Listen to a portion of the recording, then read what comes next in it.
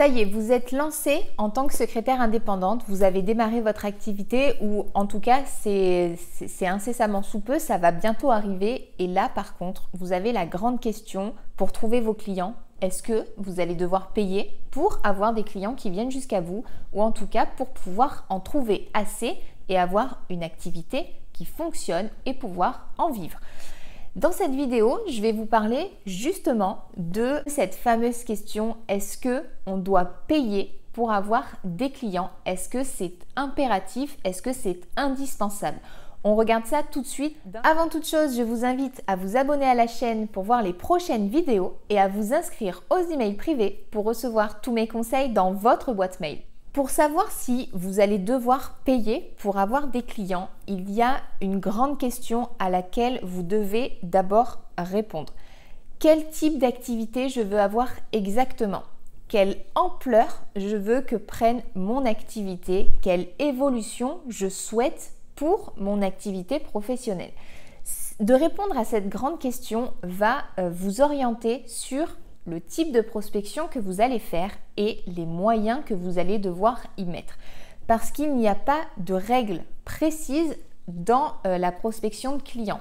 Tout ça va dépendre de ce que vous souhaitez réellement créer et bâtir comme activité.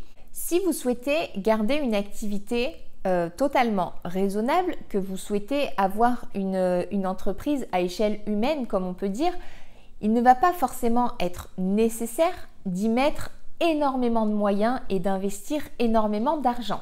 On va pouvoir voir qu'il y a plusieurs modes d'acquisition qui sont largement réalisables par vous-même en fait. Vous n'allez pas être obligé de payer sans cesse les services externes d'activités d'autres entreprises qui, elles, sont là pour vous mettre en relation avec d'éventuels clients. Donc, tout ça va dépendre bien évidemment de ce que vous souhaitez pour votre activité. Si vous voulez continuer à avoir quelques clients, mais pas une masse incroyable, avoir des clients que vous allez pouvoir gérer vous-même, que vous allez pouvoir garder régulièrement, avoir des clients fidèles et auprès desquels vous allez être vous-même fidèle. Il ne sera pas forcément nécessaire d'être toujours dans une course aux clients. Il suffira de mettre en place les bonnes méthodes pour que ces clients que vous aurez acquis soient des clients qualifiés pour votre activité et que ces clients restent avec vous. En revanche, si vous souhaitez avoir une activité qui démarre sur les chapeaux de roue, qui prend une ampleur incroyable, qui devient une très grosse entreprise avec, pourquoi pas, beaucoup d'employés à votre service, dans ces cas-là, il ne faut pas se leurrer, ça ne va pas se faire tout seul. Il va falloir y mettre les moyens humains, mais également les moyens financiers. Il va falloir investir sur votre activité et il va falloir du coup, dans ces cas-là, faire appel à des services qui vous mettent en relation avec des clients potentiels ou alors qui vous mettent en avant sur, en l'occurrence, Internet en fait finalement. Et dans ces cas-là, forcément, ça va vous coûter de l'argent. Alors, bien évidemment, on peut aussi raisonner ses coûts de prospection et du coup cibler extrêmement bien sa clientèle et donc ne pas avoir forcément besoin de mettre une somme astronomique dès le départ. On peut aussi très bien se dire qu'on souhaite avoir une activité qui va forcément prendre de l'ampleur, mais au fil du temps. Et du coup, commencer doucement et petit à petit, faire évoluer son activité et du coup, dès qu'on en a les moyens, d'investir financièrement dans de la pub, dans un bon référencement, dans des plateformes qui vous mettent en relation avec des clients, etc. Donc ça va vraiment dépendre de ce que vous souhaitez pour votre activité, ça va vraiment dépendre de l'avenir que vous donnez à votre activité et de ce que vous souhaitez qu'elle devienne.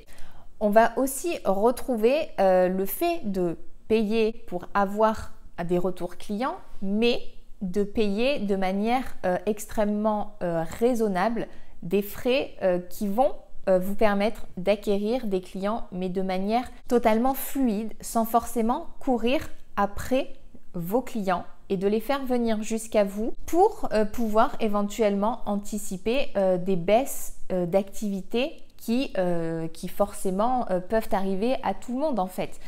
Donc il y a vraiment plusieurs facettes de l'activité, il y a plusieurs façons d'acquérir des clients et il y a aussi forcément la possibilité de payer ou non pour pouvoir obtenir des clients.